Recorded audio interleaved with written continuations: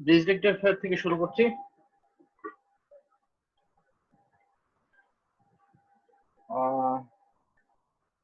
Last ক্লাসে half wave rectifier এবং ফুল wave rectifier দেখানো হয়েছিল। ব্রিজ রেকটিফায়ার যেটা আছে, ব্রিজ রেকটিফায়ারটা বেসিক্যালি এক ধরনের ফুল ওয়েভ রেকটিফায়ার। এখানে পার্থক্যটা হলো এটার যে সার্কিট স্ট্রাকচার সেটা নর্মাল ফুল ওয়েভ রেকটিফায়ার থেকে আলাদা। এখানে স্ট্রাকচারটা দেখা যাচ্ছে সার্কিটের, একটু আমরা খেয়াল করলে দেখবো যে এখানে ইনপুটটা আছে একটা এসি লাইন, যে এখান থেকে একটা হাই ভোল্টেজ এসি আসবে এবং হাই ভোল্টেজ এসিটা এসে এই ট্রান্সফরমারটা যে আছে ট্রান্সফরমারে স্টেপ ডাউন হয়ে লো ভোল্টেজ এসিতে কনভার্টেড হবে। এই এসিটা তারপর আমাদের সার্কিটে চলে আসবে। সার্কিটে একটু দেখলেই দেখতে পাচ্ছ যে এখানে চারটা ডায়োড আছে। চারটা ডায়োডের ভেতর ইনপুটের এক টার্মিনাল হলো এক ডায়োডের অ্যানোড, আরেকটা ডায়োডের ক্যাথোডের সাথে কানেক্টেড, এবং ইনপুটের আরেক টার্মিনাল এই ডায়োডের অ্যানোড আর এই ডায়োডের ক্যাথোডের সাথে কানেক্টেড, এবং মাঝখানে এই রেজিস্ট্যান্সটা আছে। নর্মালি এই সেটআপটাকে আমরা বলি ব্রিজ সেটআপ।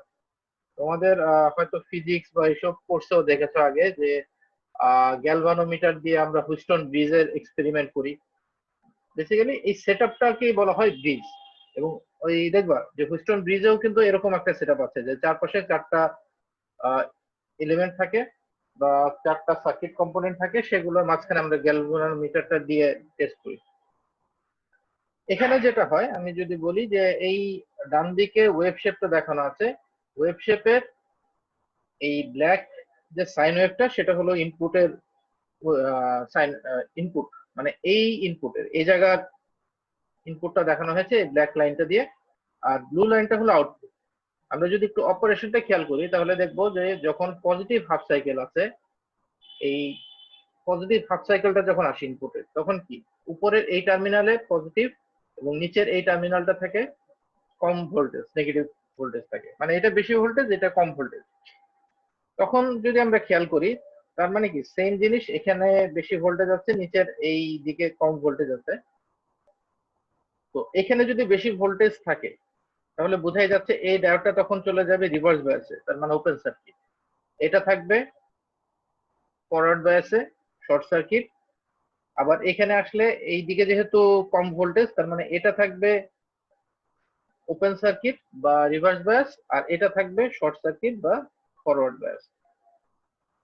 এবার যদি আমরা একটু সার্কিটের কারেন্টের ডিরেকশনটা দেখি, বা কারেন্ট কোন জায়গা থেকে কোন দিকে মুভ করছে সেটা যদি একটু দেখি, তাহলে যেটা দেখবো যে কারেন্টটা আসলো ধরলাম এখান থেকে এসে সোজা এই টার্মিনালে আসলো, D4 এ যেতে পারবে না যেহেতু এই সার্কিটটা এখন এই ডায়োডটা রিভার্স বায়াসে আছে। এটা D1 হয়ে এই পয়েন্টে আসবে, এই নোড থেকে রেজিস্ট্যান্স হয়ে D2 দিয়ে পাস হবে। D3 তে আসতে পারবে না কারণ এটাও আবার রিভার্স বায়াস, তাহলে D2 তে আসলো, D2 তে এসে এখানে এসে আবার এই পাশে চলে আসলো। তার মানে সার্কিটটা এই ডিরেকশনে মুভ করতে থাকবে কন্টিনিউয়াসলি। কারেন্ট সার্কিটে কারেন্টটার ডিরেকশন হবে এরকম। তো আমরা যদি একটু খেয়াল করি দেখবো যে এই রেজিস্ট্যান্সের মধ্যে দিয়ে কারেন্টের ডিরেকশনটা কি, যে রেজিস্ট্যান্সে কারেন্টটা যাচ্ছে এই ডান দিক থেকে বাঁ দিকে, তার মানে কারেন্টের ডিরেকশনটা আছে এরকম। তাহলে রেজিস্ট্যান্সে আমরা একটা সাইন ওয়েভ পাবো, যে ইনপুটে যেরকম সাইন ওয়েভ আছে ওইরকম একটা সাইন ওয়েভ পাবো, ভোল্টেজ কিছুটা ড্রপ হবে।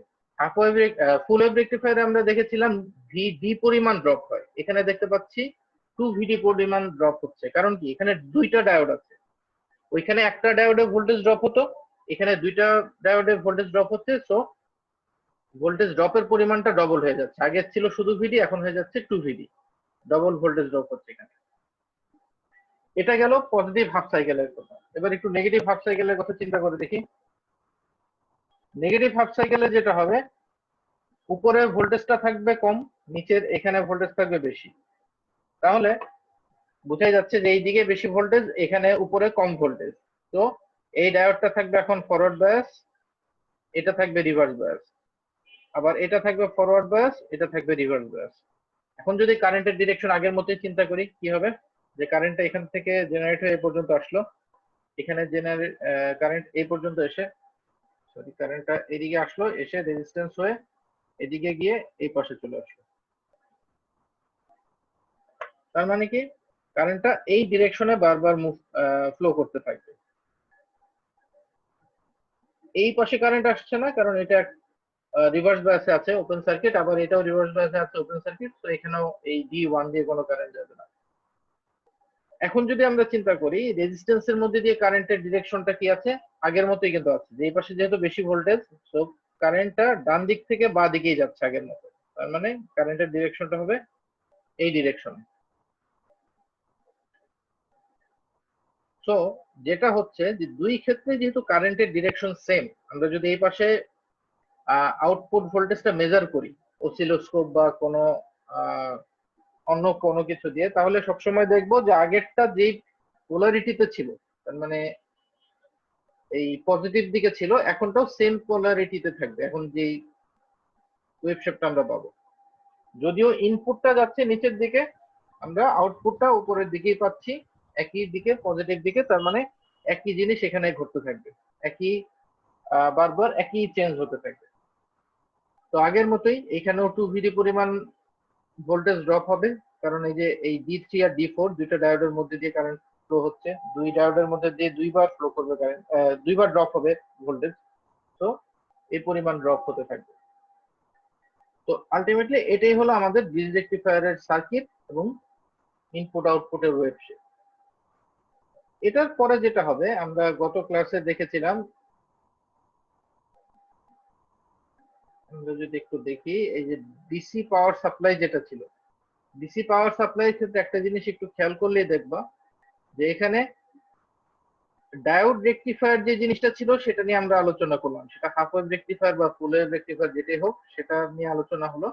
এরপরে আছে কি, ফিল্টার। তো আমরা এই ফিল্টার সম্পর্কে এখন একটু বেসিক জিনিস কিছু দেখবো। ফুল wave rectifier, half wave rectifier, bridge rectifier, 3 রকম রেকটিফায়ার নিয়ে আলোচনা হয়েছে। এবার আমরা চলে যাব ফিল্টারে। নর্মাল ক্ষেত্রে যেটা হয়, ফিল্টার বলতে একটা ক্যাপাসিটর ইউজ করা হয়। আমরা প্রত্যেকটা সার্কিটেই দেখলাম যে আউটপুটের যে ওয়েভ শেপটা, আউটপুটের ওয়েভ শেপটা আমরা দেখছি একটা রেজিস্ট্যান্সের অ্যাক্রসে, তার মানে একটা রেজিস্ট্যান্স থাকবে এরকম, এই রেজিস্ট্যান্সের অ্যাক্রসে আউটপুটের ওয়েভ শেপ পাচ্ছি। সাধারণত ফিল্টার ক্যাপাসিটর বলতে যেটা বোঝানো হয়, এই রেজিস্ট্যান্সের প্যারালাল আমরা যদি একটা ক্যাপাসিটর দিয়ে দিই, এই প্যারালালে এই ক্যাপাসিটর দিলে সেটাই তখন ফিল্টার হিসেবে কাজ করে। এটা ছিল আমাদের রেজিস্ট্যান্স, আর এটা হলো আমাদের এই ক্যাপাসিট্যান্সটা সি। এখন এই কাজটা কিভাবে হয় আমরা যদি একটু খেয়াল করি, তাহলে দেখবো যে আমরা জানি যে ক্যাপাসিটরের কিন্তু একটা বেসিক ধর্ম আছে, ক্যাপাসিটর কন্টিনিউয়াসলি চার্জ হয় একবার, ডিসচার্জ হয় একবার। তার মানে ক্যাপাসিটরের দুই প্রান্তে যদি ভোল্টেজ অ্যাপ্লাই করা হয়, এটা কিন্তু হঠাৎ করেই 0 থেকে একদম, ধরো আমি 20 ভোল্ট অ্যাপ্লাই করলাম, 0 থেকে 50-তে 1 লাফে উঠে যাবে না, এটা চার্জ হতে একটু টাইম নেবে। যেটা দেখা যাচ্ছে যে একটু টাইম নিয়ে ধীরে ধীরে চার্জ হয়, যে এইভাবে আস্তে আস্তে আস্তে আস্তে উপরে উঠে। ঠিক একইভাবে যখন আবার এই দুই প্রান্তের ভোল্টেজটাকে রিমুভ করে দেওয়া হবে, তার মানে 20 ভোল্ট ছিল, 20 ভোল্ট থেকে এখন 0-তে নিয়ে আসা হলো, আউটপুটটা কিন্তু সাথে সাথে 0-তে আসবে না, এটাও আস্তে আস্তে ডিসচার্জ হবে এরকম। তার মানে এটা কন্টিনিউয়াসলি এরকম চার্জিং আর ডিসচার্জিং এরকম হতে থাকে ক্যাপাসিটরের ক্ষেত্রে। এই বিহেভিয়ারটাকেই ইউজ করা হচ্ছে ফিল্টারের কাজে। তার মানে কি হলো, যে আমরা আউটপুটে দেখলাম যে রেকটিফায়ারের আউটপুটে কিন্তু কন্টিনিউয়াসলি এরকম সাইন ওয়েভের পজিটিভ হাফ সাইকেল গুলো ছিল, নেগেটিভটাও পজিটিভে চলে আসছে, পজিটিভটা তো আছে, তো বারবার এরকম সাইন ওয়েভের পজিটিভ হাফ সাইকেল আসছিল। তাহলে প্যারালালি যখন একটা ফিল্টার আসবে, প্রথমবার যেটা হবে, ধরলাম এর আগে কোনো কিছু নাই, এই এই জিনিসটা আপাতত আমরা ধরলাম না, যে প্রথম আসলেই এই সাইকেলটা, তাহলে প্রথমবার ক্যাপাসিটরটা আস্তে আস্তে এরকম সাইন ওয়েভের সাথে সাথে চেঞ্জ হবে, চেঞ্জ হয়ে পর্যন্ত আসবে। আসার পর যখনই সাইন ওয়েভটার ভ্যালু কমে যাচ্ছে, তার মানে ভোল্টেজটা হঠাৎ করে ড্রপ হলো, আউটপুট কিন্তু এত তাড়াতাড়ি চেঞ্জ হবে না, আউটপুটটা দেখা যাবে খুব আস্তে আস্তে এই ক্যাপাসিটরটা ডিসচার্জ হচ্ছে, তার মানে ক্যাপাসিটরটা আস্তে আস্তে এখানে আসলো, এইটুকু আস্তে আস্তে পরের হাফ সাইকেল আবার চলে আসলো, তার মানে আবার চার্জ হচ্ছে, আবার ডিসচার্জ হচ্ছে, আবার চার্জ হবে, আবার ডিসচার্জ হবে, কন্টিনিউয়াসলি এরকম একটা ভোল্টেজ আসতে থাকবে। যে 0 থেকে, এটা যেই ভোল্টে হোক, ধরলাম 9 ভোল্ট, 0 থেকে 9 ভোল্টে বারবার শিফট না হয়, এটা খুব অল্প ছোট একটা ভোল্টেজে শিফট হতে থাকবে। এই যে ছোট যে ভোল্টেজটাতে শিফট হচ্ছে এই ভোল্টেজটাকে বলা হয় রিপল ভোল্টেজ। এটার একটা টার্ম আছে, এই ভোল্টেজটাকে বলা হয় রিপল ভোল্টেজ। এই যে এখানে ভিআর বলতে যেটা দেখানো হচ্ছে এটা হলো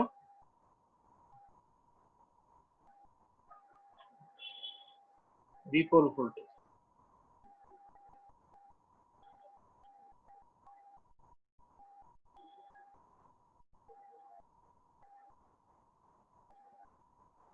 অর্থাৎ এই ভিআরটা হলো আমাদের যেটা আছে সেটাই রিপল ভোল্টেজ।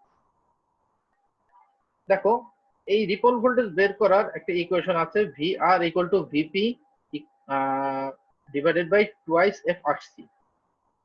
এখানে এফটা হলো এই যে ফ্রিকোয়েন্সিটা, যে ফ্রিকোয়েন্সি কত সেটা টাইম পিরিয়ড বা ফ্রিকোয়েন্সি যেটাই জানা থাকে সেখান থেকে আমরা এফটা পেয়ে যাব।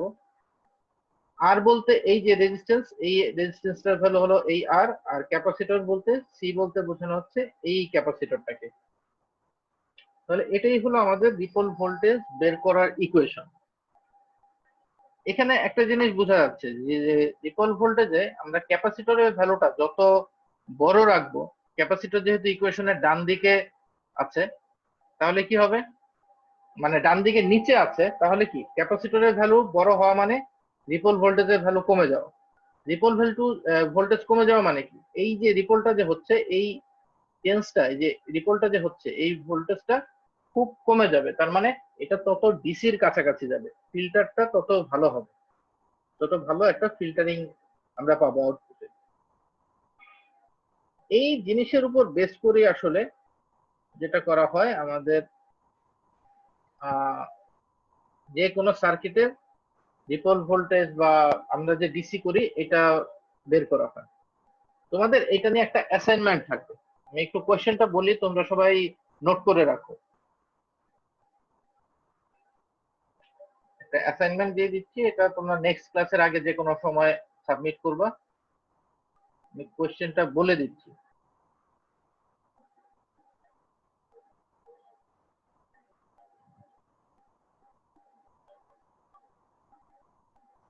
কোয়েশ্চেনটা বলছি আমি যে সাপোজ একটা ডায়োড রেকটিফায়ার আছে যেটার ইনপুট ভোল্টেজটার ফ্রিকোয়েন্সি হলো 50 হার্টজ। নরমালি আমাদের লাইনের যে ভোল্টেজ থাকে 50 হার্টজ। ইফ ধরলাম যে লোড রেজিস্ট্যান্স যেটা আছে, অর্থাৎ আমাদের এই যে সার্কিটের যে রেজিস্ট্যান্স, এই রেজিস্ট্যান্সটার ভ্যালু 1 কিলো ওহম। যদি 1 কিলো ওহম হয় তাহলে রিপল ভোল্টেজ বের করো ক্যাপাসিটরের ভ্যালুগুলো চেঞ্জ করে করে। প্রথমবার বসাও ক্যাপাসিটরের ভ্যালু 1 মাইক্রোফ্যারাডে, 1 মাইক্রোফ্যারাডে বসালে কত আসে সেটা চেক করে দেখো। সেকেন্ড টাইম বসাও 10 মাইক্রোফ্যারাডে, 10 মাইক্রোফ্যারাডের জন্য রিপল ভোল্টেজের ভ্যালুটার কি চেঞ্জ আসে সেটা দেখো। থার্ড টাইমে বসাও একটু বড় একটা ভ্যালু। সাপোজ আমি যখন ছোটখাটো প্রজেক্ট করতাম আগে এই স্টুডেন্ট অবস্থায়, তখন আমি এই ক্যাপাসিটর হিসেবে সবসময় 4700 মাইক্রোফ্যারাড ইউজ করতাম।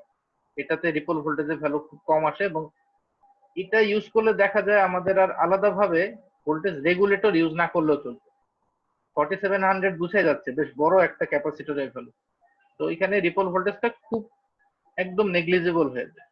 তো তোমরা এই তিনটা ভোল্টেজের জন্য, এই সরি এই তিনটা ক্যাপাসিটেন্সের জন্য রিপল ভোল্টেজের ভ্যালুটা বের করবে। এটা তোমরা নেক্সট ক্লাসের আগে সাবমিট করে দিবে। ঠিক আছে, কোশ্চেনটা বোঝা গেছে তো?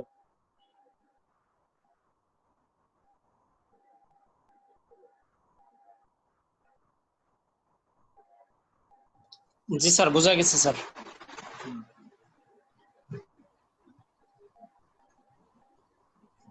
এখন আমরা চলে আসি লিমিটার সার্কিট। লিমিটার সার্কিটের আরেকটা নাম হলো ক্লিপার সার্কিট। ক্লিপার সার্কিট নামেই তোমাদের কাছে বোধহয় বেশি পরিচিত এটা। লিমিটার বা ক্লিপার সার্কিট যেটাই বলি একই জিনিস।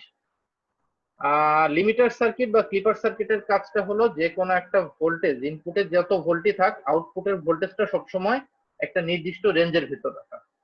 একটু এই ফিগারটা যদি দেখি, এই ফিগারটা দেখলে আমরা দেখতে পাচ্ছি যে এই কালো লাইনটা দিয়ে ইনপুট ভোল্টেজ বোঝানো হচ্ছে। ইনপুট ভোল্টেজ যতক্ষণ এই রেঞ্জের ভিতরে আছে, এই যে দেখো এই পাশে যে এল প্লাস লেখা আর এই পাশে এন মাইনাস লেখা, এইটুকু রেঞ্জের ভিতর যখন ইনপুট আছে আউটপুটটা ইনপুটের সমান। যখনই ইনপুটটা এই এল প্লাস এর বেশি হয়ে যাচ্ছে আউটপুটটা কিন্তু সবসময় এল প্লাসই ফিক্সড আছে, তার মানে এটা লিমিট করে দিচ্ছে এল প্লাস ভ্যালুতে। এই কাজটাই করা হয় আমাদের লিমিটার সার্কিট দিয়ে। এই সার্কিটটা পরের স্লাইডে যে দেখানো হয়েছে, দেখো এখানে আলাদা আলাদা 4টা লিমিটার সার্কিট দেখানো হয়েছে। এই সার্কিটটা যদি একটু খেয়াল করো তাহলে দেখবা যে প্রথম সার্কিটটা এখানে কি শুধু একটা ডায়োড আছে। দেখো এখন আমরা জানি যে ডায়োডের মধ্যে সবসময় 0.7 ভোল্ট ড্রপ হয়, এটা কিন্তু ফিক্সড। সিলিকনের ডায়োড হলে এখানে সবসময় 0.7 ভোল্ট ড্রপ হবে, এটা বেশিও হয় না কমও হয় না। কম বেশি হয় না বলতে অল্প একটু কম বেশি হয়, যে 0.65 হতে পারে বা 0.75 হতে পারে, বাট যেটাই হোক সেটা ফিক্স থাকে, এটা কোনো চেঞ্জ হয় না। তো ধরে নিচ্ছি 0.7 ভোল্টই এখানে ড্রপ হচ্ছে। তাহলে কি এই দুই প্রান্তের ভোল্টেজ যদি 0.7 এর নিচে থাকে বা সমান থাকে তাহলে কিন্তু আউটপুটটা 0.7 এ আছে।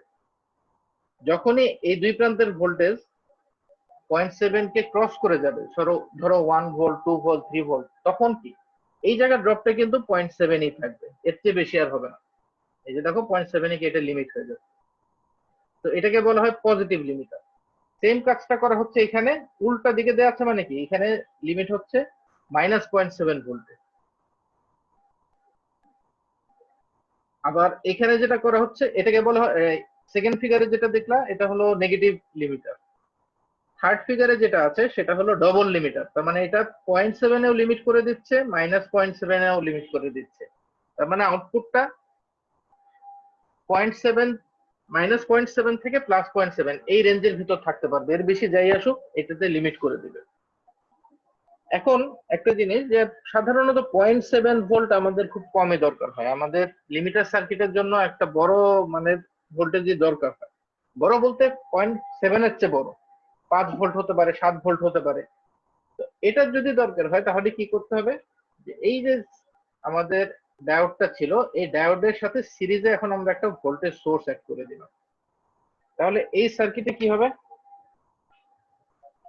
এই সার্কিটে দেখা যাচ্ছে এই জায়গাটাতে 0.7 ভোল্ট ড্রপ হচ্ছে, আর এখানে ড্রপ হচ্ছে নিচের যেই 5 দেখতে পাচ্ছি এখানে আরো 5 ভোল্ট ড্রপ হচ্ছে। তার মানে টোটাল ড্রপটা কত হবে, 5 আর 0.7 দুটো যোগ করে দিলে 5.7 ভোল্ট। তার মানে এটা লিমিট হচ্ছে গিয়ে 5.7 ভোল্ট। আমরা যদি বলি যে আমাদের দরকার 10 ভোল্টে লিমিট করা, তাহলে কি করতে হবে, এইখানে তো 0.7 ভোল্টের লিমিট হবে ফিক্স, তাহলে কি বাকি যে ভোল্টেজ সোর্সটা আছে এই ভোল্টেজ সোর্সটা তখন ঠিক করতে হবে 9.34। 9.3 এর সাথে 0.7 যোগ করে দিলে টোটাল 10 ভোল্ট লিমিট হবে। তো এটাই হলো আমাদের আসলে লিমিটার সার্কিটের মেইন থিওরি। ইনপুট আউটপুট এরকমই থাকে, এটা নিয়ে খুব বেশি ডিসকাশন নাই। এরপরে আমাদের আরেকটা টপিক আছে, যে ক্লিপার সার্কিট বা লিমিটার সার্কিটের সাথে আমরা আরেকটা জিনিস নিয়ে আলোচনা করি, সেটা হলো ক্ল্যাম্পার সার্কিট। ক্ল্যাম্পার সার্কিটেরই এটাকে ক্ল্যাম্প ক্যাপাসিটরও বলা হয়, এই যে ক্যাপাসিটর দিয়ে যেহেতু সার্কিটটা হচ্ছে, অথবা ডিসি রিস্টোরারও বলা হয়। সার্কিটটার কি কাজ সেটা আগে আমরা একটু দেখে নিই। দেখো যে ইনপুটটা যেটা দেওয়া হচ্ছে, এই যে এখানে যে ইনপুটটা আছে এই ইনপুটের ভ্যালুটা -6 ভোল্ট থেকে +6 ভোল্ট পর্যন্ত একটা স্কোয়ার ওয়েভ। তাহলে কি এই রেঞ্জটা কত, এই যে দুই প্রান্তের যে নেগেটিভ পিক থেকে পজিটিভ পিক পর্যন্ত ভোল্টেজটা হলো 10 ভোল্ট। ক্ল্যাম্প ক্যাপাসিটর বা ক্ল্যাম্পার সার্কিট যে কাজটা করবে, ইনপুটটাকে এটাতে ফিক্স রেখে আউটপুটটা যেটা হবে যে টোটাল রেঞ্জটা আগের মতোই 10 ভোল্ট থাকবে, কিন্তু এটা নেগেটিভ সাইড আর কিছু থাকবে না, টোটালটা 0 থেকে পজিটিভ দিকে চলে আসছে। তার মানে যেটা ছিল -6 থেকে +4 সেটা এখন হয়ে গেল 0 থেকে +10, তার মানে টোটালটাই পজিটিভ দিকে নিয়ে আসবে। এই সার্কিটটার সাথে এখানে আসলে একটা লোড রেজিস্ট্যান্স হবে, এর পরের স্লাইডে এটা ঠিক মতন দেখানো হয়েছে। আমরা যদি পরের স্লাইডটা দেখি, দেখো এই যে ফুল সার্কিটটা এখানে দেওয়া আছে।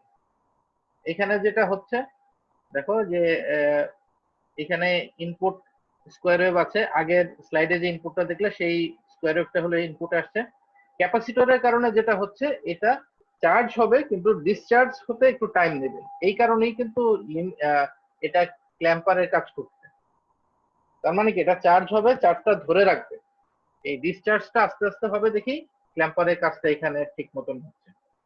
তো আউটপুট যদিও আমরা আগের স্লাইডে দেখলাম আউটপুটটা ছিল এরকম, প্র্যাকটিক্যালি যেটা হয় আউটপুট আসলে এত স্মুথ স্কোয়ার ওয়েভ আসে না। প্র্যাকটিক্যালি যেটা হবে যে যখন এই দিকটা ছিল মানে এই পজিটিভ পালসটা যখন আসলো, এটা আস্তে আস্তে ডিসচার্জ হতে থাকবে ক্যাপাসিটর, এর জন্য একটু ভ্যালু কমে। নেগেটিভ দিকে আবার একটা স্পাইক পাওয়া যায়, স্পাইকের পরে আবার আস্তে করে বেড়ে ওঠে, আবার উপরে আসবে, আবার আস্তে আস্তে কমবে, এরকম। তো প্র্যাকটিক্যালি তোমরা যখন অসিলোস্কোপে দেখবা, বা আগে হয়তো দেখেছো, তোমাদের ডিপ্লোমাতেও এটা দেখার কথা, ওইখানে দেখেছো যে যদিও সার্কিটটা আমরা থিওরিটিক্যালি বলি এত স্মুথ একটা স্কোয়ার ওয়েভ আসছে, প্র্যাকটিক্যালি এই জিনিসটা হয় এরকম। এটাই হলো আমাদের ক্ল্যাম্পার সার্কিট। ক্ল্যাম্পার সার্কিটের পরে আমাদের ডায়োডের চ্যাপ্টারটা এইখানেই শেষ হচ্ছে। ডায়োডের চ্যাপ্টার নিয়ে তোমাদের কারো কোনো কোয়েরি আছে?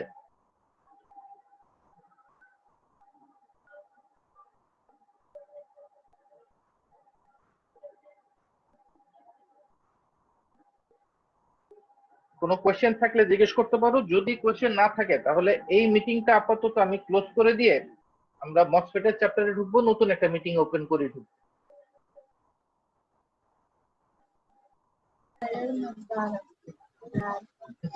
আচ্ছা স্যার। তাহলে আমি এই মিটিংটা ক্লোজ করে দিচ্ছি। তোমাদের 5 মিনিট পরে তোমরা ওই নতুন একটা মিটিং এর লিংক দেবো, ওখানে জয়েন করো সবাই। ঠিক আছে স্যার। ওকে। ওকে, আসসালামু আলাইকুম স্যার।